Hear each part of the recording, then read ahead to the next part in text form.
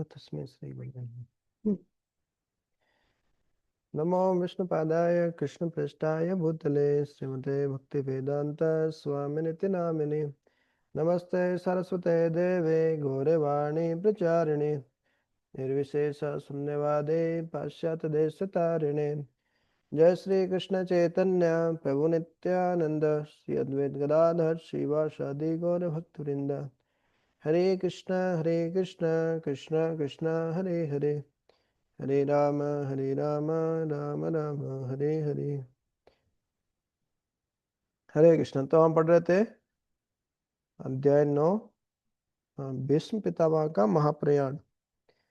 तो इसमें आज हम देखेंगे 31 नंबर श्लोक तक हमने देख लिया था।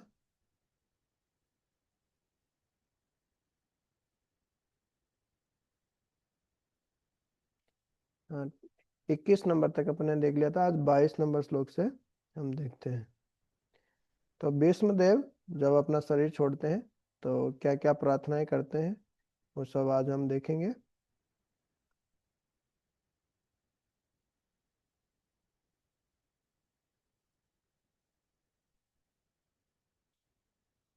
चौंतीस।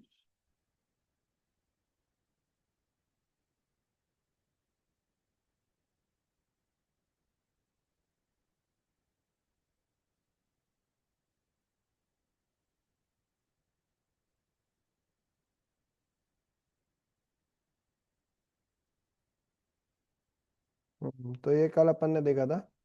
हाँ, जिससे ये वाला श्लोक था।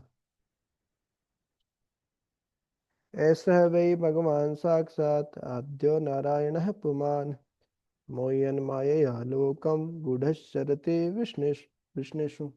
तो युधिष्ठिर महाराज और पांडवों को बता रहे हैं भीष्म पितामह कि देखिए ये जो आपके सामने है वो साक्षात भगवान है, यही आदि नारायण है। हाँ, नहीं नहीं अस्य क्रहिचित राजन पुमान वेद विदितम। भीष्म पितामह बता रहे थे कि भगवान की योजना को कोई नहीं समझ पाता है, वो यंती कवयो अपि। हाँ, लेकिन भगवान की योजना में यदि हम विश्वास कर ले, भगवान पे यदि विश्वास कर ले, तो गुरु साधु शास्त्र में हमारा विश्वास हो, भगवान की योजनाओं में हमारा विश्वास हो, तो यह यह लोक में भी शांति मिलेगी और समसिद्धिम परमाम गतिम, परम सिद्धि भी प्राप्त करेंगे इस प्रकार से। तो ये हमने कल देख लिया था, भगवान सबके हृदय में परमात्मा के रूप में है और वे समदर्शी हैं। तो आज हम देखते हैं 22 नंबर श्लोक से।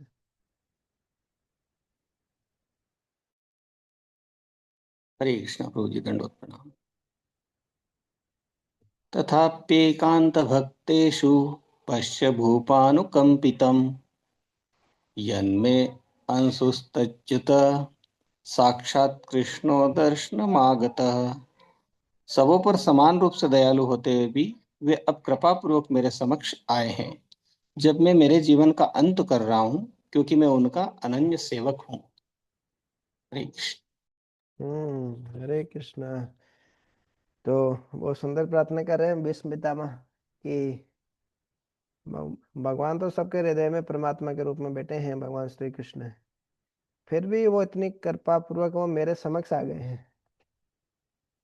जो भीष्म पितामह है वो ध्यान योगी हैं, वो भगवान के चतुर्भुज जो रूप है उसका दर्शन करने वाले हैं, अष्टांग योगी हैं वो वास्तव में। तो यम नियम आसन प्राणायाम प्रत्याहार धारणा ध्यान समाधि के स्तर पे जाके जब परमात्मा के रूप में भगवान के दर्शन होते हैं तो शरणागत होते हैं, फिर भक्ति शुरू होती है ऐसा। तो वह है तो भगवान के भक्ति, लेकिन अष्टांग योगी है, ध्यान योगी है जो भीष्म पितामह जो है। हम्म तो वो बता रहे हैं कि किस प्रकार से अब मैं शरीर छोड़ने वाला हूँ तो वो मेरे भगवान मेरे समक्ष ही आ गए हैं, क्योंकि मैं अब शरीर देह त्याग करने वाला हूँ। वो क्यों आए हैं? क्योंकि मैं उनका अनन्य सेवक हूँ, अन्य जिनका और कोई उद्देश्य नहीं हो भगवान की भक्ति के अलावा, भगवान की सेवा के अलावा। तो भीष्म पितामह खुद ही बता रहे हैं क्यों आए हैं, क्योंकि मैं उनका अनन्य सेवक हूँ। हाँ, तथापि एकांत भक्तेषु, एकनिष्ठ भक्त है, इस कारण भगवान कितने दयालु हैं, क्यों मेरे समक्ष ही आ गए हैं इस प्रकार से। हाँ, परमेश्वर को, भगवान को अपना रक्षक, मित्र तथा स्वामी मानकर उनमें अनन्य श्रद्धा रखना शाश्वत जीवन की सहज अवस्था है। हमको इधर उधर की बहुत सारी चीजों में स्वाभाविक श्रद्धा होती है, पैसे से, आत्म सेनेसु, मेरे परिवार है, ये सब मेरे को बचा लेगा, उसमें सहज श्रद्धा होती है, हमको विश्वास होता है कि हाँ इससे हमारा काम हो जाएगा। लेकिन वो सब कोई नहीं बचा पाते मृत्यु के समय। मृत्यु के समय केवल भगवान ही बचा पाते हैं उसको। हाँ, तो इस प्रकार भगवान को स्वयं मानकर उनमें अनन्य श्रद्धा रखना ही शाश्वत जीवन की सहज अवस्था है।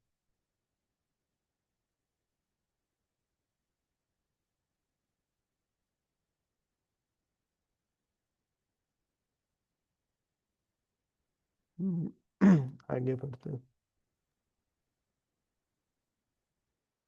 भक्त्यावेश मनो यस्मिन् वाचा यन्नाम कीर्तयन् त्यज्जन् कलेवरं योगी मुच्यते काम कर्मभिः। वे पुरुषोत्तम भगवान जो एकाग्र भक्ति तथा चिंतन से एवं पवित्र नाम के कीर्तन से भक्तों के मन में प्रकट होते हैं, वे उन भक्तों को उनके द्वारा भौतिक शरीर को छोड़ते समय सकाम कर्मों के बंधन से मुक्त कर देते हैं। हम्म तो भगवान को प्राप्त करने का देखो एकमात्र तरीका क्या है? एकाग्र भक्ति, ये तो माम अनन्य भक्त्या, भक्त्या तो माम सख्या, हाँ, एवं विधो अर्जुन द्रष्टुम, प्रविष्टुम च तत्वेन। तो इस प्रकार से भगवान बताते हैं कि केवल भक्ति के माध्यम से ही मेरे को जान सकते हैं। इस प्रकार से भक्त्या आवश्य मनो यस्मिन, जो मन में एकाग्र भक्ति और चिंतन से और नाम कीर्तन, भगवान का नाम कीर्तन करते हुए, तेजन कलेवरम योगी, जब योगी अपना कलेवर त्यागता है, यह तेजती तमद भावम याति, भगवद गीता में जैसा बताया। तो भगवान क्या करते हैं उसको? मुच्यते काम कर्म भी, सारे जो सकाम कर्म के बंधन से उसको मुक्त कर देते हैं भगवान। तो इस प्रकार से विश्व पिता हम प्रार्थना कर रहे हैं।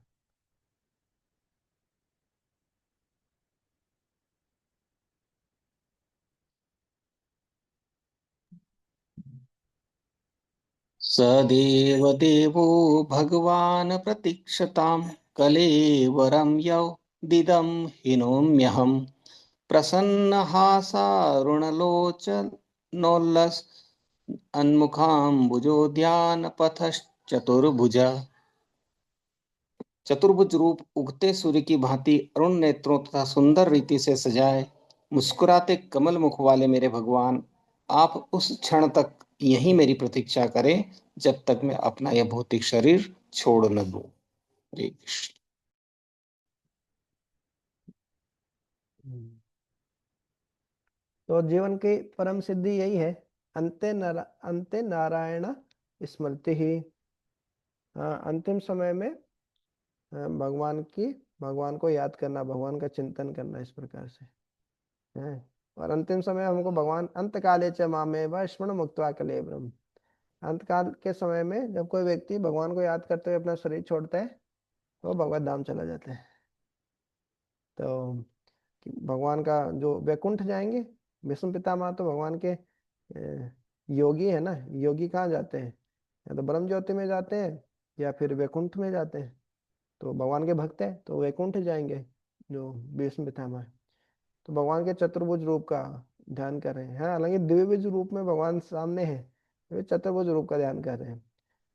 भगवान उगते हुए सूर्य की भांति, जो विष्णु है, नारायण है, अरुण नेत्र, सूर्य के समान जिनके नेत्र है, सुंदर रीति सजाए मुस्कुराते कमल मुख वाले मेरे भगवान, आप उस कृष्ण तक यही मेरी प्रतीक्षा करें जब तक मैं अपना यह भौतिक शरीर छोड़ने दूं।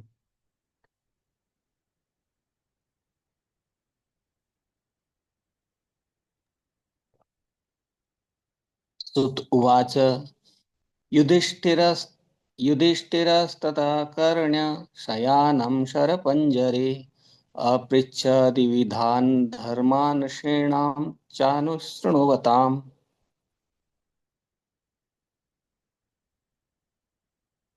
सूत गोस्वामी ने कहा, विष्णुदेव को इस प्रकार आग्रह पूर्ण स्वर में बोलते देखकर महाराज युधिष्ठिर ने समस्त महर्षियों की उपस्थिति में उनसे विभिन्न धार्मिक कृत्यों के अनिवार्य सिद्धांत पूछे।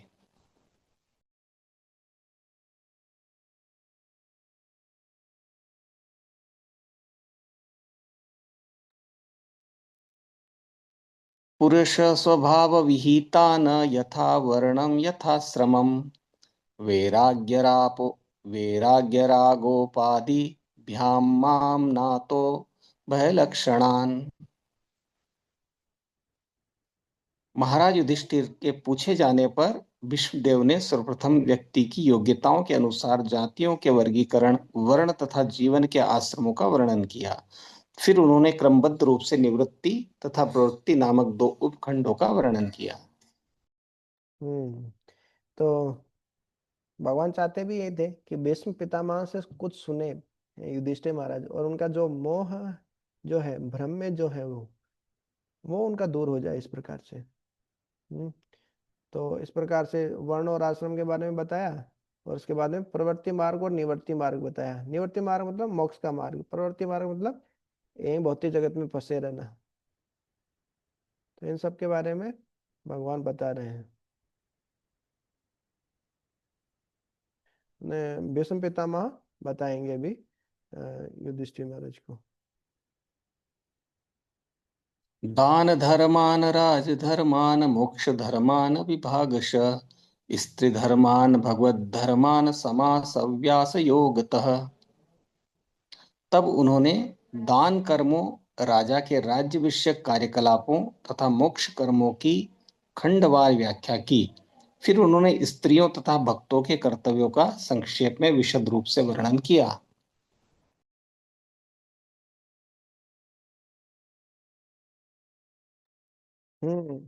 देखिए, धर्म भी बहुत प्रकार के होते हैं। दान धर्मान राजधर्मान मोक्ष धर्मान विभागशः स्त्री धर्मान भगवत धर्मान समास व्यास योगतः। तो दान धर्म है, राज धर्म है, मोक्ष धर्म है, स्त्री धर्म है, सबका अपना अपना धर्म होता है। तो लेकिन एक परम धर्म होता है, परम एक कर्तव्य है। शास्त्रों में बहुत सारे कर्तव्यों के बारे में बताया गया है, बहुत सारे हैं। लेकिन एक परम कर्तव्य है भगवान की सेवा करना है। वो सबको पता नहीं है, ये ज्ञान सबको नहीं है, भगवत ज्ञान, भगवत जो भगवत धर्मान जो है। इस कारण कई बार लोग बोलते हैं कि ये आप लोग ऐसा कैसे कर सकते हैं। ए, अरे साधु बनना, ब्रह्मचारी बनना, ये थोड़ी जीवन का लक्ष्य। गृहस्थ आश्रम ऊपर है ब्रह्मचारी से भी। हाँ तो सही है, मतलब जो ये धर्म ग्रंथ है उनके हिसाब से गृहस्थ आश्रम ही ऊपर है, लेकिन गृहस्थ आश्रम में होना चाहिए, भगवान को केंद्र में रखे होने चाहिए वो गृहस्थ भी। है, तो वो ऊपर है, ब्रह्मचारी के बाद में गृहस्थ आश्रम आता है। और जैसे कई बार बोलते हुए ना, अरे गृहस्थ गृहस्थ लोग बहुत पूजनीय हैं, गृहस्थ लोग बड़े होते हैं, ब्रह्मचारी ब्रह्मचारी श्रेष्ठ आश्रम नहीं है, ब्रह्मचारी नहीं, कलयुग के लिए नहीं है। तो वो सही भी है, जो साधारण जो धर्म है उसके हिसाब से। लेकिन भगवान की सेवा के लिए परम कर्तव्य के रूप में है ना, भगवत सेवा के लिए है, वो फिर उससे भी श्रेष्ठ है। भगवान की सेवा जो कर पा रहा है जिस भी परिस्थिति में, ब्रह्मचारी गृहस्थ वानप्रस्थ संन्यास, किसी भी वर्ण में किसी भी आश्रम में जो अच्छे से कर पा रहा है वही श्रेष्ठ है। तो जिसके लिए जो उपयुक्त हो उसके हिसाब से वो कर सकता है ऐसा। तो इस प्रकार से, लेकिन भगवत धर्म का पालन करना जरूरी है। भगवान से अपना संबंध जोड़ना, भगवान से प्रेम करना, भगवान का नाम जप करना, भगवान का चिंतन करना, ये जरूरी है। तो समास व्यास योगतः, समास मतलब एक साथ संक्षेप में कर बता देना सामान्यतः। स्पष्ट रूप से योग के द्वारा इन सब के बारे में अभी भीष्म पितामह बता रहे हैं। देखिए, सबका अलग अलग धर्म होता है। जैसे दान धर्म है, वो गृहस्थों के लिए होता है मुख्यतः, सबके लिए होता है, किसी को भी नहीं छोड़ना। सन्यासी है उसको भी दान देना चाहिए, ज्यादा यदि ज्यादा उनको दान मिल गया तो। लेकिन मुख्य काम जो है दान देना, वो गृहस्थ का मुख्य कर्तव्य है। उसे अपनी कठिन कमाई का कम से कम 50% हिस्सा दान में देने के लिए तैयार रहना चाहिए। गृहस्थ है, वानप्रस्थ है, सन्यासी, उनको 50% है वो उनको दान देना चाहिए। बोले इतना देंगे तो प्रभु जी कुछ बचेगा ही नहीं हमारे पास, हमारी आजीविका कैसे चलेगी। तो अभी 10% कम से कम देना चाहिए, इस प्रकार से बोलते हैं। हाँ, या फिर जितना खर्च हो जाने के बाद जितना बच रहा है उसका 50% दे सकते हैं, या कम से कम 10% दे सकते हैं। तो ये सब उनका है। ब्रह्मचारी को यज्ञ करना चाहिए, शास्त्रों का अध्ययन करना और नाम यज्ञ, ये सब। गृहस्थ को दान देना चाहिए। वानप्रस्थ या संन्यास आश्रम वाले व्यक्ति को तपस्या करनी चाहिए। समस्त आश्रमों अथवा आत्म साक्षात्कार के पथ पर चल जीवन के समस्त आश्रम के लिए ही सामान्य कर्तव्य है। ब्रह्मचर्य जीवन में स्टूडेंट लाइफ काफी प्रशिक्षण दिया जाता है, जिसे वो समझ ले कि संसार रूपी संपत्ति भगवान की है, मेरे भोग के लिए नहीं, सब चीज भगवान के लिए ही है। और किसी भी चीज पे अपना दावा नहीं ठोके, अपना स्वामित्व नहीं ठोके कि ये मेरी है ये चीज, ऐसा करके। मतलब कुछ समय के लिए हमको मिली है, हमारे अंडर में, हमारे केयर में मिली है, लेकिन इसका मतलब ये नहीं कि इसके असली मालिक हम ही हो गए। असली मालिक तो भगवान ही है, भगवान को नहीं भूले असली मालिक को। फिर राजधर्म जो है उसके बारे में बता रहे हैं, जो राजा लोग हैं उनके लिए।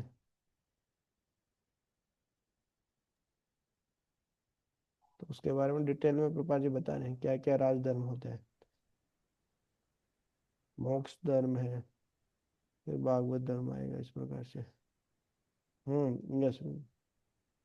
धर्मार्थ काम मोक्षाश्च सहोपायान यथा मुने नानाख्यानेतिहासेषु वर्णयामास तत्ववित्। तत्पश्चात उन्होंने इतिहास से उद्धरण देते हुए विभिन्न आश्रमों तथा जीवन की अवस्थाओं के वृत्तिपरक कार्यों का वर्णन किया, क्योंकि वे उस सत्य से भली भांति परिचित थे।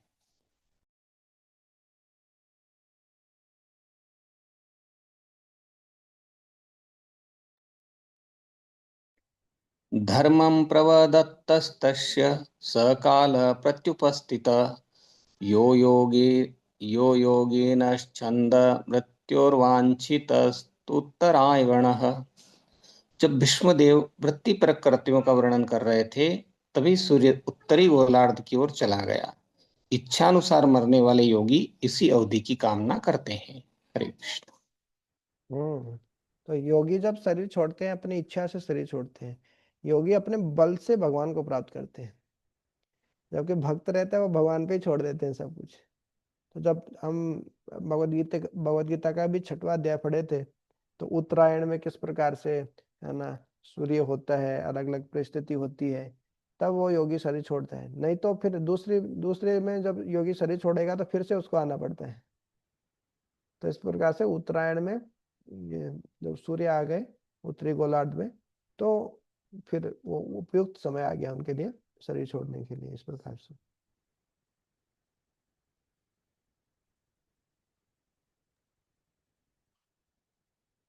तदोपसंहृत्य गिरसहस्रणि विर्मुक्त संग मन आदि पुरुषे कृष्णे लसत्पीत पटे चतुर्भुजे पुर स्थिते अमिलित दृग्वाधारयत्। तत्पश्चात वह व्यक्ति जो हजारों अर्थों से युक्त विभिन्न विषयों पर बोलता था तथा हजारों युद्धों में लड़ चुका था और हजारों व्यक्तियों की रक्षा कर चुका था, उसने बोलना बंद कर दिया।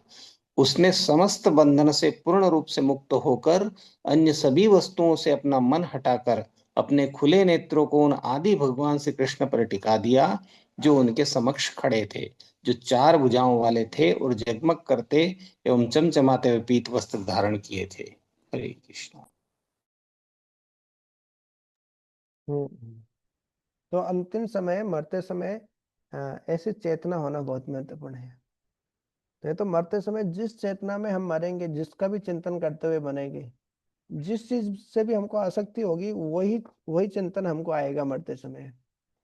और वही जीवन हमको अगला जीवन मिलने वाला है। हमको भगवत धाम नहीं मिलने वाला इतनी आसानी से। उल्टा सीधा ही कुछ चिंतन करते रहेंगे। अब देखिए ना, हम दिन में, पूरे दिन भर में कितने समय भगवान का चिंतन करते हैं। जब माला करते हैं 1 घंटा 2 घंटा, बाकी समय तो क्या है, उल्टा पुल्टा ही चिंतन करते रहते हैं। तो गारंटी नहीं कि वो माला करते समय ही हम शरीर छोड़ेंगे। तो हम जैसा भी चिंतन कर रहे होंगे, यम यम वापि स्मरण भावम, वैसा हमको शरीर मिल जाएगा।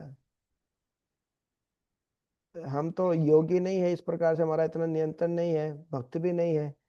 तो इस प्रकार से सारे बंधनों से मुक्त होकर, हमारी आसक्ति तो बहुत सारी जगहों पर फंसी है, इस प्रकार से सारे बंधन से मुक्त होकर सभी वस्तुओं से अपना मन हटाकर, भगवान मन मना भव मद भक्तो मध्याजी माम नमस्कुरु है।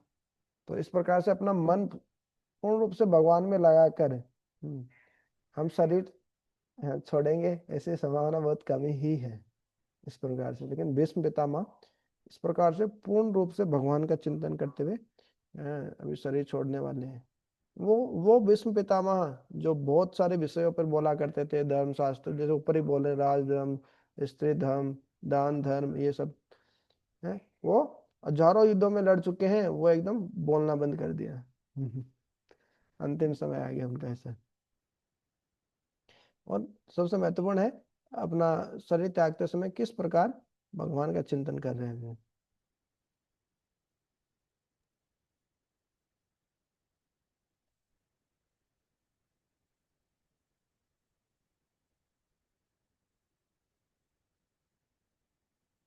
विशुद्धया धारणया हताशु दिस्तदीक्षयेवाशुगतायुधश्रम निवृत्त सर्वेन्द्रियवृत्ति विभ्रम तुष्टावजन्यम विसृजनार्दनम। शुद्ध ध्यान द्वारा भगवान श्री कृष्ण को देखते हुए वे तुरंत समस्त भौतिक अशुभ अवस्थाओं से और तीरों के घाव से होने वाली शारीरिक पीड़ा से मुक्त हो गए। इस प्रकार उनकी सारी इंद्रियों के कार्यकलाप रुक गए और उन्होंने शरीर को त्यागते हुए समस्त जीवों के नियंता की दिव्य भाव से स्तुति की। तो अब भीष्म पितामह प्रार्थना करने वाले हैं, भीष्म स्तुति। अब अंतिम समय आ गया, पूर्ण रूप से भगवान में ध्यान लगा लिया। अब एक समय बाद में वही पता चल जाता है अब शरीर तो छोड़ना ही है, कुछ नहीं बचा, तो फिर भी हम इधर उधर क्यों आसक्ति लगाए रखें। फिर तो कम से कम भगवान में पूर्ण रूप से बस भगवान का ही चिंतन करें हम, यही हमारी योजना होनी चाहिए। हमारी अंतिम परीक्षा तो यही है। हम बहुत कुछ प्लान करते हैं, ये हो रहा है वो हो रहा है, ठीक है, थोड़ा बहुत आजीविका चलाने के लिए, पेट भरने के लिए करना पड़ता है इधर उधर की बातें, लेकिन उसमें खो नहीं जाना चाहिए। वो हमारा लक्ष्य नहीं है, मुख्य लक्ष्य नहीं है। हाँ, हमारा मुख्य लक्ष्य है भगवत चेतना, कृष्ण भावनामृत। तो ये अमृत का आस्वादन हम करें, और जब अंतिम परीक्षा हमारी आए तो पूर्ण रूप से भगवान के ही बारे में चिंतन करें। वो तभी कर पाएंगे जब हमने जीवन भर अभ्यास किया हो। ऐसा नहीं हो कि जीवन भर पॉलिटिक्स किया, पॉलिटिक्स की बातें करेंगे, राजनीति की बातें करेंगे और मरते समय भगवान का चिंतन आ जाएगा। नहीं, जीवन भर अपनी पूर्ण चेतना को भगवान शास्त्रों में लगाएंगे, भगवान का नाम जप करने में लगाएंगे, तब हमको अंतिम समय में भगवान का याद आएगा। तो इस प्रकार से जब वो भगवान पे ध्यान कर रहे तो सब प्रकार की जो शारीरिक पीड़ा थी उन सब से मुक्त हो गए। क्यों? एक भक्त मृत्यु से डरता नहीं है। क्यों? मृत्यु के रूप में खुद भगवान आते हैं उनके पास है? तो वो भगवान से मिलने के लिए जा रहे हैं, भगवान के पास जा रहे हैं, तो डरना क्या है भक्त को। तो सारे घावों से मुक्त हो गए, देखिए सारी पीड़ा से मुक्त हुए। जो जो ही हम भगवान का चिंतन करते हैं सारे भौतिक कष्टों से मुक्त हो जाते हैं हम। और जो ही हमारे खुद के सुख के लिए चिंतन करते हैं, भगवान के सुख को छोड़कर खुद के सुख के लिए हम चिंतन करते हैं, जीवन में बहुत सारी समस्याएं, चिंता, तनाव ये आना शुरू हो जाती है। तो इस प्रकार से भीष्म पितामह अपना पूरी चेतना को, अपनी पूरे ध्यान को, पूरे मन को एकाग्र करके भगवान के चरणों में लगा रहे हैं इस प्रकार से हैं। और उनकी इस प्रकार से भी प्रार्थना करेंगे, भगवान से प्रार्थना करेंगे, स्तुति करेंगे। श्री भीष्म उवाच इति मतिरूपकल्पिता वितृष्णा भगवती सात्वतपुङ्गवे विभुग्नि स्वसुखमुपगते कचिद्विहर्तुं प्रकृतिमुपेयुषि यद्भव प्रवाह। भीष्मदेव ने कहा, अभी तक मैं जो सोचता, जो अनुभव करता तथा जो चाहता था वो विभिन्न विषयों तथा वृत्तियों के अधीन था, किंतु अब मुझे उसे परम शक्तिमान भगवान श्री कृष्ण में लगाने दो। वे सदैव आत्मतुष्ट रहने वाले हैं, किंतु कभी कभी भक्तों के नायक होने के कारण इस भौतिक जगत में अवतरित होकर दिव्य आनंद लाभ करते हैं। यद्यपि यह सारा भौतिक जगत उन्हीं के द्वारा सृजित है। हम्म। तो अभी प्रार्थना कर रहे हैं हाँ ठीक है, मेरा जीवन बीत गया, अभी 30 साल 40 साल 50 साल मेरे जीवन के बीत गए इधर उधर की बातें करते हुए, समय नष्ट करते हुए। ठीक है, अब नो मोर पॉलिटिक्स, नो मोर प्रजल्पा। भगवान को छोड़कर और कोई बातें नहीं करेंगे हम। हम्म, बहुत सारे विषयों के बारे में, वर्तियों के बारे में हम बात किए, चिंतन करिए, लेक्चर दिए, बहुत कुछ किए। बस अब मेरे को मेरा ध्यान भगवान में लगाने दो, जो ही वही जीवन का अंतिम लक्ष्य है और वही जीवन की परम सिद्धि है। हाँ, तो वह हाँ, परमपिता परमेश्वर जो भगवान श्री कृष्ण है, जो कि हमें आत्मा राम है, आत्मतुष्ट रहने वाले हैं, जो कि भक्तों के नायक होने के कारण इस भौतिक जगत में भी आते हैं कभी कभी। भौतिक जगत से कोई लेना देना नहीं भगवान को, लेकिन भक्तों को आनंद देने के लिए ये भौतिक जगत में भी वो भगवान आते हैं। ये भौतिक जगत भगवान के ही द्वारा सर्जित है, भगवान ने ही बनाया है। इस प्रकार से भीष्म पितामह प्रार्थना कर रहे हैं। देखिए इतना आसान नहीं है। भीष्म पितामह मैनेजमेंट में थे, है ना, एक तरीके से पूरा मैनेजमेंट देखना, यहाँ क्या हो रहा है वहाँ क्या हो रहा है। जैसे हमारे घर पे शादी होती है तो कितना मैनेजमेंट हो जाता है, कि शादी वाले को देखना है, कैटरिंग वाले को क्या क्या आइटम बनाने हैं, कितना बजट आ रहा है, पैसा कहाँ से आएगा, क्या क्या मेन्यू में होना चाहिए, हलवाई क्या है, कैसे बना रहे हैं, भक्त है तो प्याज लहसुन तो नहीं डाले उसमें। बहुत कुछ देखना पड़ता है, पानी की व्यवस्था कहाँ से करनी है ना, हाथ धोने की व्यवस्था कहाँ रहेगी, वाइंड अप का व्यवस्था कौन करेगा। तो ये सब चीज़ें देखनी पड़ती है। ये तो एक ही है, केवल खाने खाने का हुआ, उसके अलावा तो हजार टेंशन है फिर, है ना। दहेज में क्या देना है, ये क्या करना है, वो क्या करना है। तो उसमें मैनेजमेंट में दिमाग खराब हो जाता है, माथा खराब हो जाता है। इतना काम करना, इतना मैनेजमेंट, हर जगह मैनेजमेंट हो जाता है। मंदिर में रहो तो मैनेजमेंट है। तो जो ब्रह्मा जी हैं, भीष्म पितामह है, ये सब ये मैनेजमेंट कर रहे थे। इतना मैनेजमेंट करते हुए भी ब्रह्मचार्य का पालन कर रहे थे, भगवान के अनन्य भक्त थे। भगवान को भूले नहीं। हमको थोड़ा टेंशन आ जाती है, ये काम आ जाता है, 100 काम 10 काम एक साथ आ जाते हैं, तो हम भगवान को सबसे पहले भूलते हैं। लेकिन वो देखिए, भीष्म पितामह की जगह अपने को देख रख कर देखिए, इतना राज कुल में रह रहे हैं, राजमहल में रह रहे हैं, इतना सब मैनेजमेंट है, उसके बाद में भी भगवान को नहीं भूल रहे हैं। तो बोले मैंने बहुत मैनेजमेंट कर लिया, ये सब फ्रस्ट्रेट हो गया सब चीज़ों से, बस शुद्ध भक्ति करनी है, बस भगवान का प्रेम करना है। तो मैनेजमेंट करना पड़ता है, ब्रह्मा जी को भी करना पड़ता है, भौतिक जगत में सबको करना पड़ता है। तो अपना काम तो करना ही है, लेकिन उसके साथ साथ में भगवान को नहीं भूले, कि कोई भौतिक का कि मैनेजमेंट करते करते हम बस भगवान को ही भूल जाए, ऐसा ना हो। तो लेकिन भीष्म पितामह कितना सुंदर उदाहरण है इसका, कि अब मेरा मेरा पूरी बुद्धि मेरे भगवान श्री कृष्ण के चरणों में ही लगे है, इस प्रकार से अंतिम समय आ गया, शरीर छोड़ना है अभी। क्यों, अन्य कोई भी इच्छा होगी तो फिर से पुनर्जन्म लेना पड़ेगा, इस प्रकार से। त्रिभुवनकमनं तमालवर्णं रविकरगोरवराम्बरं दधाने वपुरलककुलावृत्ताननाब्जं विजयसखेरतिरस्तु मे नवध्या। श्री कृष्ण अर्जुन के घनिष्ठ मित्र हैं।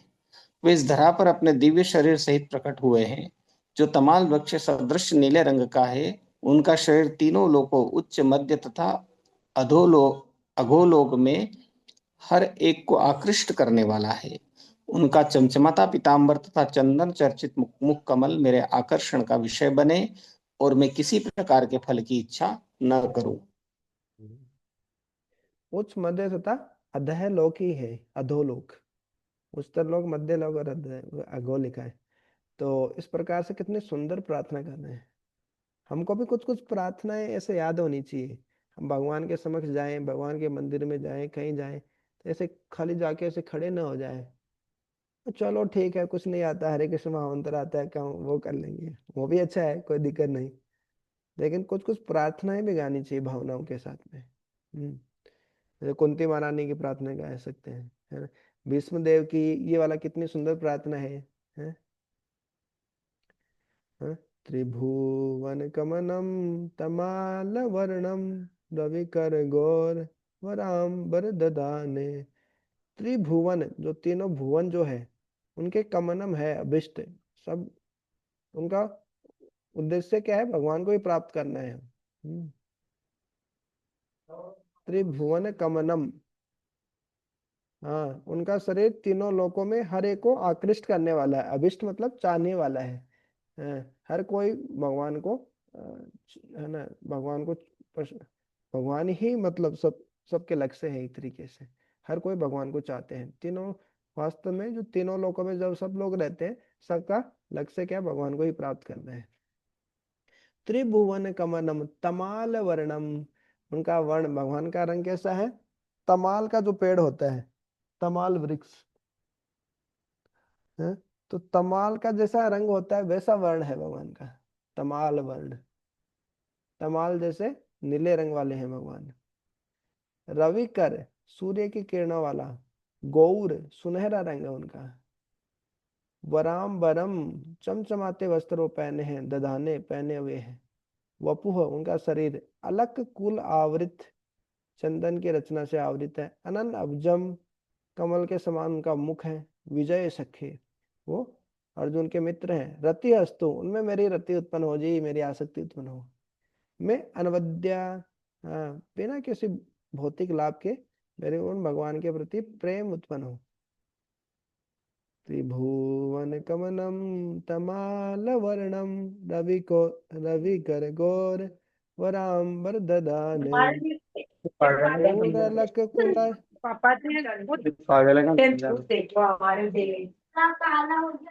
हम्म, वपुः अलख कुलावृत। अनन आब्जम विजया सके, रतिरस्तु में अनवद्या। तो इस प्रकार से भगवान के सामने जाके हमको कभी कभी ऐसी प्रार्थनाएं करनी चाहिए, उसका अर्थ भी समझ में आना चाहिए इस प्रकार से कि त्रिभुवन कमनम, जो तीनों लोक हैं, जो जिनको प्रार्थना करते हैं, जिनको जिनसे प्रेम करना चाहते हैं, जिनका रंग तमाल वर्ण है। रवि कर है, चंद्रमा की रोशनी की भांति। गौर, सुनहरे हैं। वरांबर ददाने, ऐसे वस्त्र पहने हुए हैं। वफू अलक कुल अनावृत, उनका मुख जो है कमल के समान है। विजय सके, अर्जुन के मित्र हैं, उनके प्रति मेरी रति उत्पन्न हो, प्रेम उत्पन्न हो, इस प्रकार से।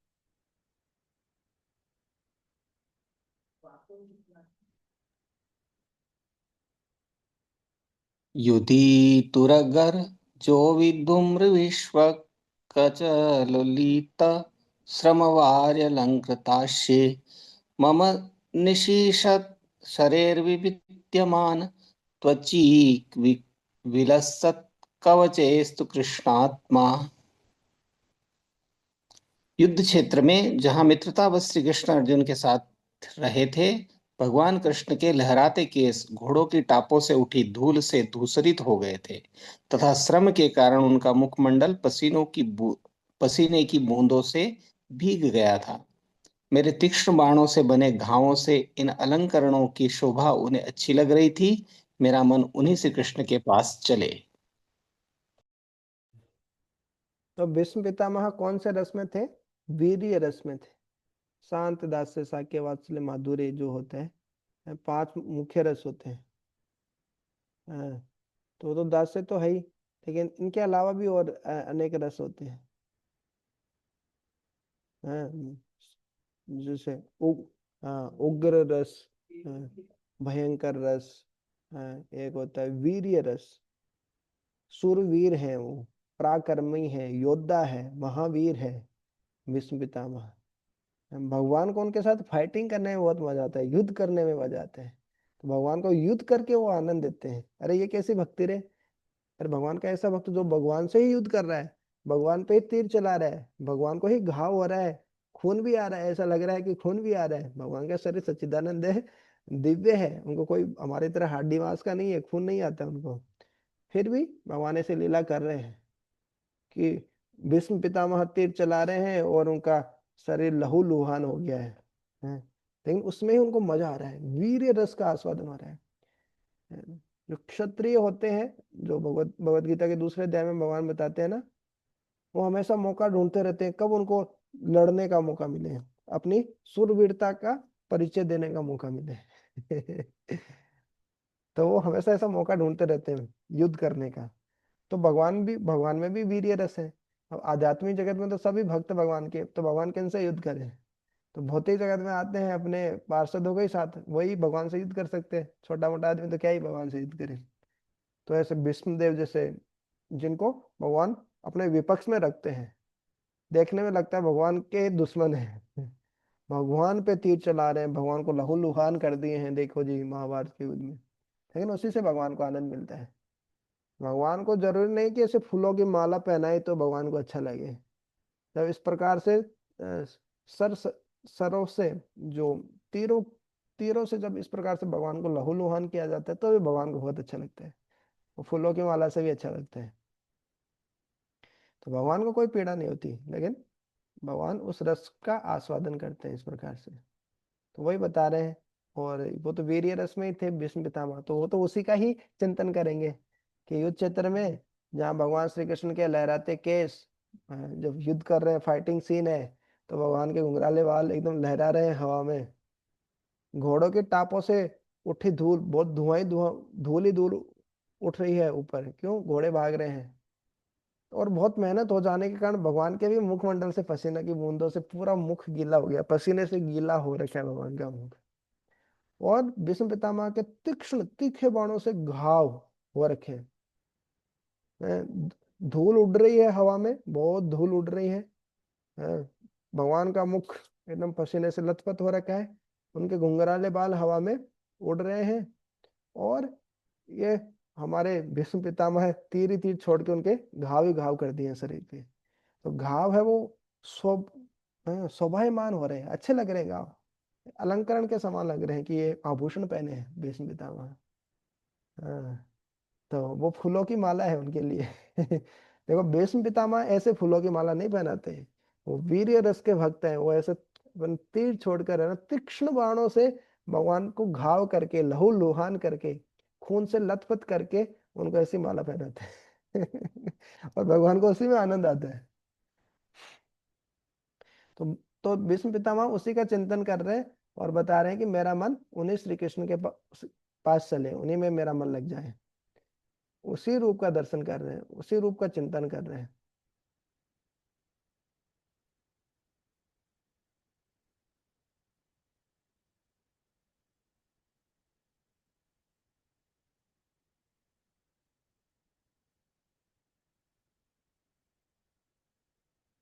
विश्वनाथ चक्रवर्ती ठाकुर हमेशा माधुर्य रस का उदाहरण देके बताते हैं।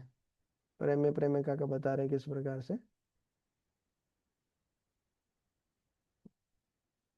भले ही वो घाव हो, लेकिन उनको अच्छा ही लगता है प्रेम प्रेमिका को इस प्रकार से। तो उसी प्रकार से ये भगवान को भी अच्छा ही लग रहा था, भले ही तीखे बाणों से उनको घाव हो गए थे भगवान के शरीर में, लेकिन उनको अच्छा ही लग रहा था भगवान को।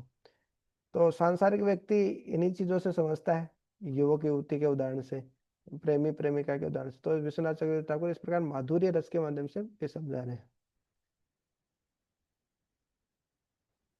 हैं। आगे देखते हैं विष्णु पितामह क्या प्रार्थना कर रहे हैं।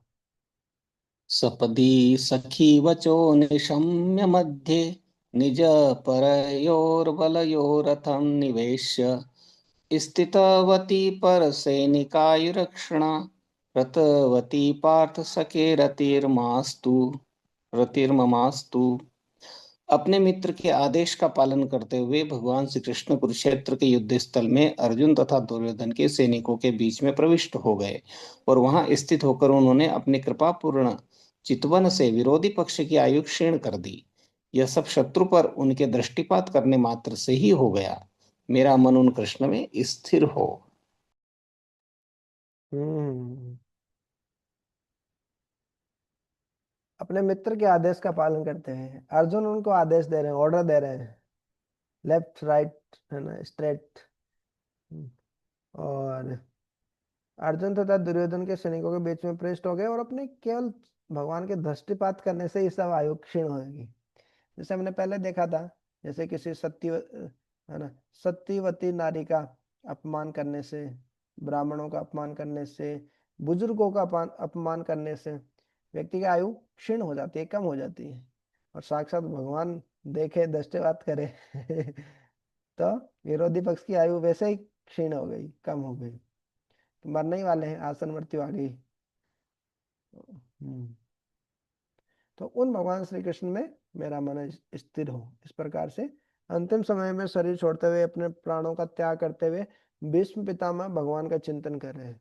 अंतिम समय में हमको ऐसे, हमको भी यही तैयारी करनी है, भीष्म पितामह की बात नहीं है तो भीष्म पितामह की बात चलिए नहीं, हमको भी अंतिम समय में भगवान का ही चिंतन करना है। इधर उधर का चिंतन करेंगे तो फिर उससे जन्म लेना पड़ेगा। हाँ, तो इस प्रकार की प्रार्थनाएं हमको भी सीखनी चाहिए, करनी चाहिए, या कम से कम पढ़ना तो चाहिए।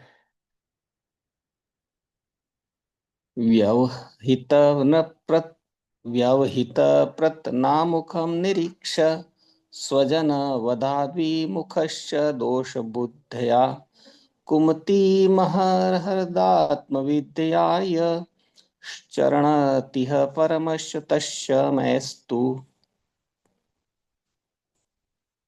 जब युद्ध क्षेत्र में अर्जुन अपने समक्ष सैनिकों तथा सेनापतियों को देखकर अज्ञान से कलुषित हो रहा लग रहा था, तो भगवान ने उसके अज्ञान को दिव्य ज्ञान प्रदान करके समूल नष्ट कर दिया।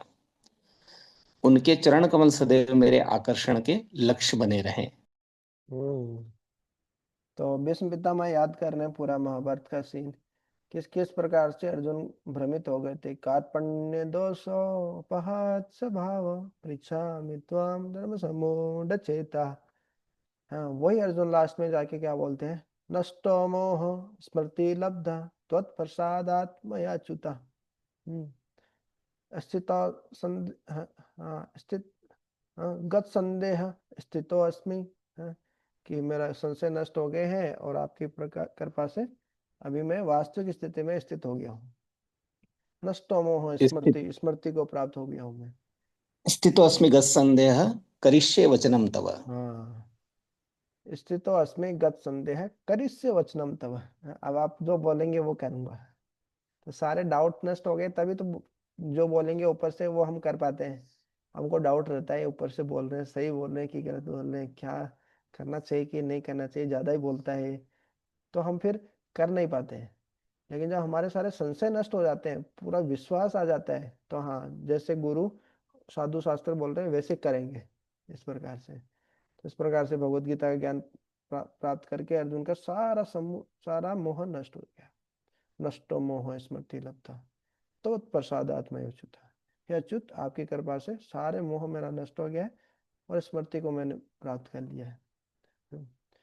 तो वही, उन्हीं जो भगवान जिन्होंने भगवत गीता का ज्ञान दिया, उनके चरण कमल सदैव मेरे आकर्षण के लक्ष्य बने रहे, इस प्रकार से प्रार्थना कर रहे हैं।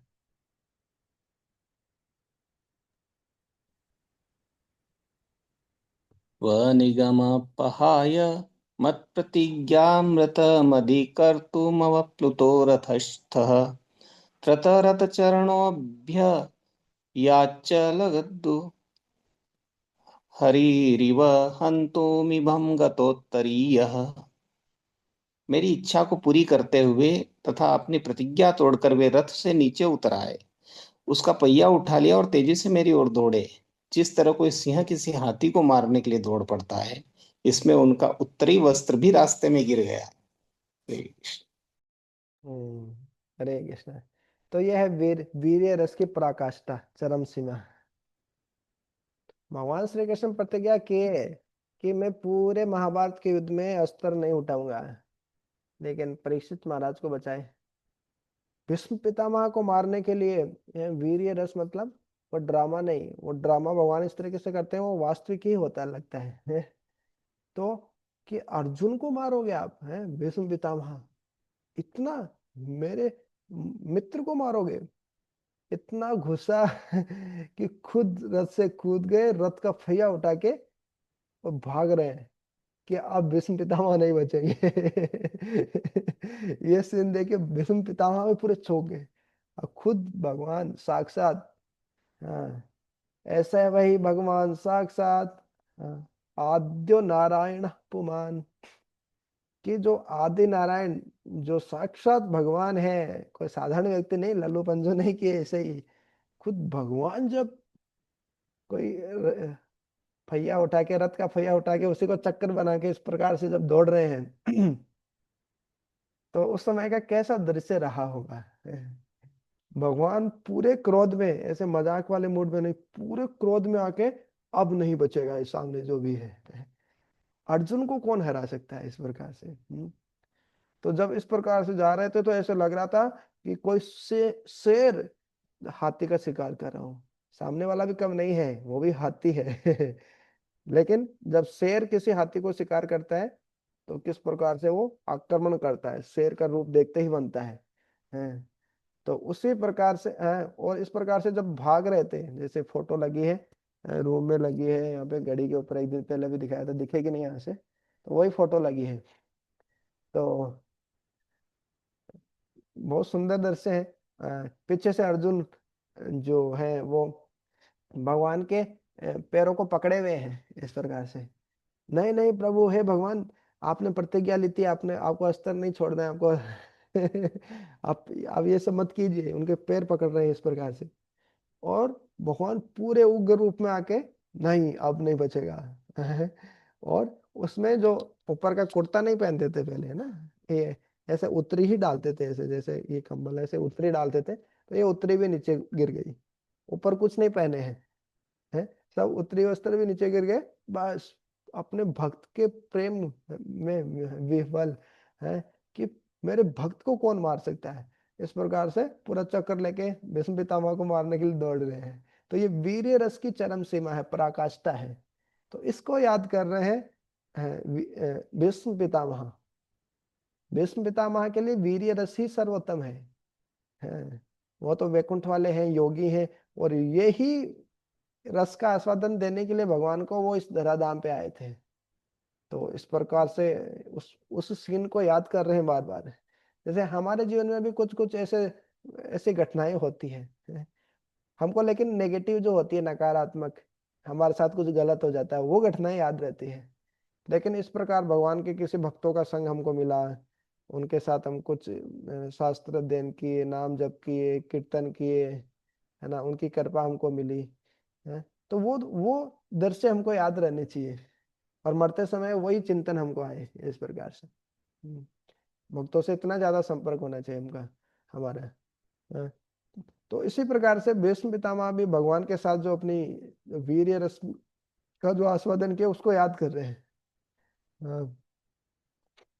तो भगवान खुद अपनी प्रतिज्ञा तोड़ दिए कि हम कोई हथियार नहीं उठाएंगे। क्यों? ऋतम मम मत प्रतिज्ञाम ऋतम। भीष्म पितामह बोले मेरी प्रतिज्ञा को सत्य करने के लिए। जैसे भगवत गीता में भगवान अर्जुन बोलते हैं ना, सर्वम एतत् ऋतम मन्ये। आप जो ये सब जो भगवत गीता का जो ज्ञान बता रहे हैं उसको मैं सबको एकदम सत्य के रूप में स्वीकार कर रहा हूँ। मैं नहीं मान रहा कि आप कोई गलत बोल रहे हो, झूठ बोल रहे हो, आप एकदम सही बोल रहे हैं। इसको मैं सत्य के, परम सत्य के रूप में स्वीकार कर रहा हूँ। अर्जुन इस प्रकार से प्रार्थना करते हैं। तो भीष्म पितामह भी बोल रहे हैं, स्वनिगमम अपहाय। अपनी ही जो अपना ही जो व्रत था, आपने प्रतिज्ञा दी थी, उसी को आपने निरस्त कर दिया, कैंसिल कर दिया, कि मैं कोई हथियार नहीं उठाऊंगा। भगवान खुद की प्रतिज्ञा ही तोड़ सकते हैं, लेकिन भक्त की प्रतिज्ञा कभी नहीं तोड़ते हैं। इसलिए भीष्म पितामह ने प्रतिज्ञा की थी, या तो पांडव नहीं बचेंगे या भगवान श्री कृष्ण हथियार उठा लेंगे। तो भगवान ने खुद की प्रतिज्ञा तोड़ दी, अपने भक्त जो है भीष्म पितामह है उनके वचन को सही सिद्ध करने के लिए। कौन्तेय प्रतिजाने ही न म भक्तः प्रणश्यति। हे कौन्तेय, हे कुंती पुत्र, तुम डंका बजाकर घोषणा कर दो कि मेरे भक्तों का विनाश नहीं होता। तुम क्यों करो? क्योंकि मेरा भक्त जो बोलेगा वो कभी झूठा नहीं हो सकता, तो वो गलत नहीं हो सकता। मैं बोलूंगा तो हो सकता है वो गलत भी हो सकता है। लेकिन भगवान के भक्त बोलेंगे वो गलत नहीं हो सकता। इस प्रकार से इसी कारण होता है भगवान के भक्तों से ज्यादा डरते हैं लोग, हैं कि कुछ साधु महात्मा है, बहुत सालों की तपस्या है, कुछ उनके दिल से कुछ बुरा निकल जाएगा हमारे लिए, है तो बहुत अनिष्ट हो जाएगा जीवन में, बहुत गलत हो जाएगा। क्यों? भगवान के भक्त किसी के लिए प्रार्थना करते हैं तो वो भक्त बहुत ऊपर भी जा सकते हैं। और भगवान के भक्त जो निस्वार्थ सेवा किए हैं भगवान की सालों साल, कुछ नहीं चाहिए भगवान से, तो भगवान, वो कोई उसके दिल से कुछ ऐसी प्रार्थना निकलेगी तो क्या भगवान उसको पूरा नहीं करेंगे? जरूर करेंगे, भगवान से बहुत प्रेम करते हैं। तो इसलिए पहले जो शराब से बहुत डरते थे लोग, पर्स दे दिया, इसको अभिशाप दे दिया। हालांकि कलयुग में इतना अभिशाप लगता नहीं है जितना पहले लगता था, दिक्कत ही हो जाए। कलयुग के साधुओं को तो बहुत ही दुख गुस्सा आता है।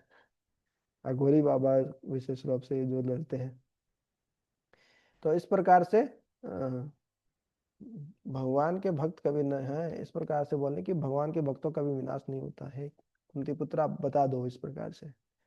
हाँ, कि जो मेरे प्रतिज्ञा को सही साबित करने के लिए खुद की ही प्रतिज्ञा तोड़ दी है। भगवान को परवाह नहीं, लोग क्या बोलेंगे, अरे थूक कर चाट गए भगवान है। भगवान को कोई फर्क नहीं पड़ता है। अरे लोग बोले, निंदा करे, करेंगे, लेकिन मेरे भक्तों की वाणी, मेरे भक्तों की प्रतिज्ञा, मेरे भक्तों का प्रण कभी गलत नहीं हो सकता इस प्रकार से। तो कितना सुंदर दृश्य है ये। हाँ। स्वनिगमम अपाहाय अपहाय मत प्रतिज्ञाम।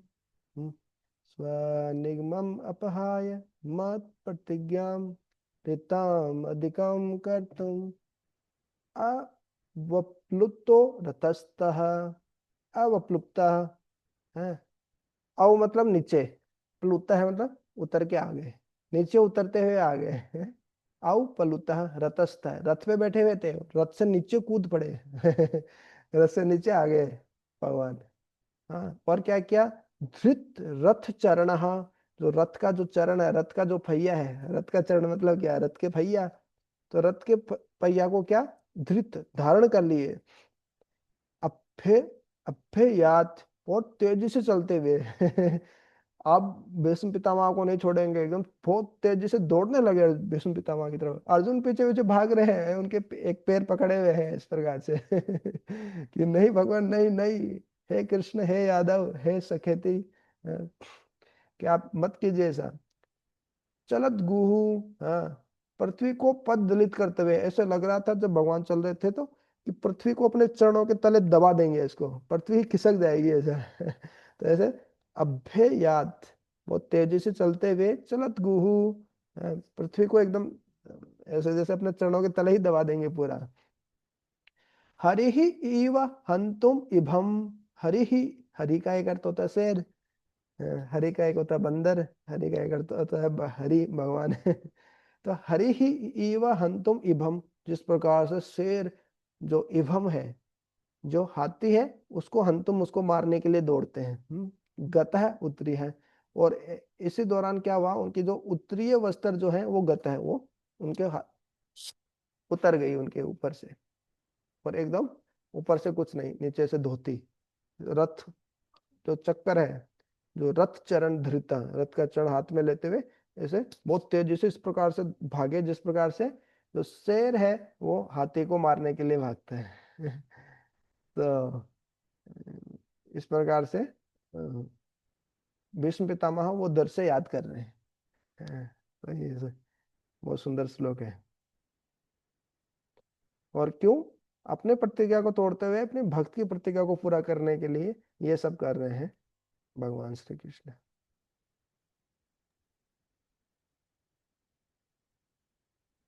वीतविशिखतो विशीर्णदंश क्षतजपरिप्लुत आततायिनो मे प्रसभमभिससारमदद्धार्थम् स भवतु मे भगवान गतिर्मुकुंदः। भगवान श्री कृष्ण जो मोक्ष के दाता हैं, वे मेरे अनंतिम गंतव्य हो। युद्ध क्षेत्र में उन्होंने मेरे ऊपर आक्रमण किया, मानो मेरे पैने बाणों से बने घावों के कारण क्रुद्ध हो गए हों। उनका कवच छितरा गया था और उनका शरीर खून से सन गया था। हम्म। तो उस दृश्य को याद कर रहे हैं जब भीष्म पितामह ने तीर छोड़कर तीक्ष्ण बाणों से उनको घाव ही घाव कर दिए थे। और घाव से एक तरीके से लग रहा था भगवान बहुत गुस्सा हो गए, क्रोधित हो गए हैं। अर्जुन को तो कर ही दिए थे ढेर, और भगवान को भी इस प्रकार से बाणों से सन कर दिए थे। उनका कवच चितर गया था, और खरी शरीर, भगवान का शरीर खून से सन गया था तो वीर रस का आस्वादन ले रहे थे भगवान।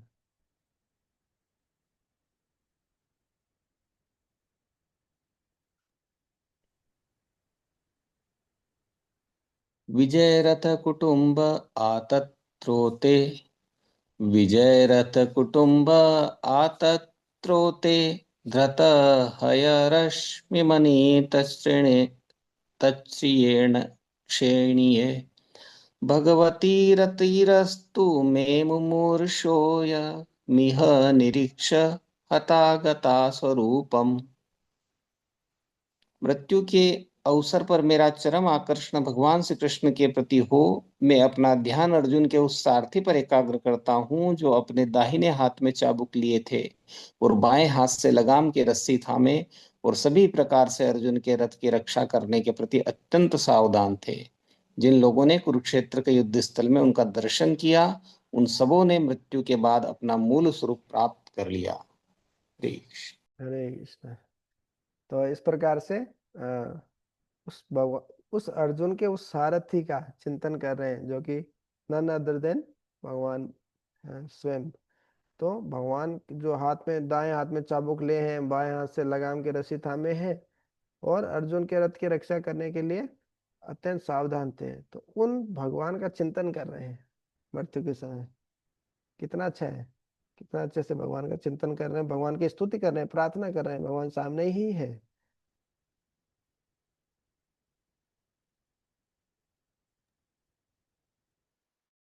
ललित गति विलास वल्गुहास प्रणय निरीक्षण कल्पितोरुमाना कृतमनुकृतवत्य उन्मदान्धाः प्रकृतिमगन् किल यश गोपवध्व। मेरा मन उन भगवान श्री कृष्ण में एकाग्र हो, जिनकी चाल तथा प्रेम भरी मुस्कान ने वज्रधाम की रमणियों गोपियों को आकृष्ट कर लिया।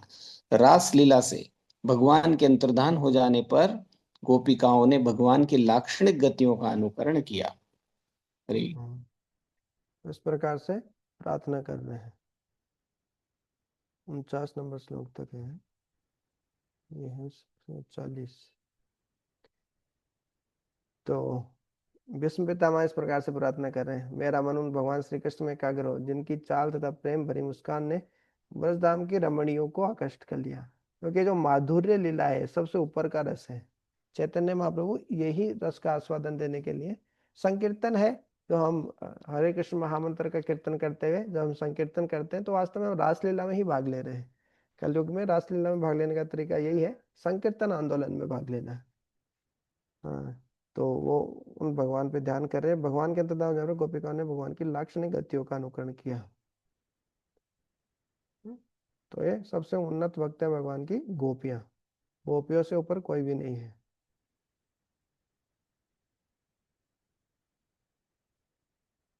एक और पढ़ लेते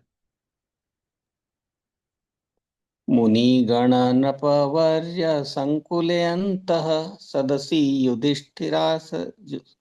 युधिष्ठिर राजसूय ऐषाम् अर्हणमुपपेद इक्षणीयो मम दृशिगोचर एष आविरात्मा। महाराज युधिष्ठिर द्वारा संपन्न राष्ट्रीय यज्ञ में विश्व के सारे महापुरुषों, राजाओं तथा विद्वानों की एक महान सभा हुई थी, और उस सभा में सबों ने श्री कृष्ण की पूजा परम पूज्य भगवान के रूप में की थी। यह सब मेरी आंखों के सामने हुआ और मैंने इस घटना को याद रखा, जिससे मेरा मन भगवान में लगा रहे। हरे हैं। तो कृष्ण। इस तरीके से भगवान की लीलाओं का ऐसे स्मरण कर रहे हैं, जो जो उनके साथ में वहाँ। वैसे ही हमारे भी भक्तों के साथ, है ना, गुरु के साथ, वैष्णव के साथ, भगवान के साथ, जो जो हमने सेवा की है, जो जो उनके साथ आदान प्रदान हुआ है, जो जो हमने शास्त्र पढ़े हैं, उन सबका हमको भी स्मरण करने का प्रयास करना चाहिए।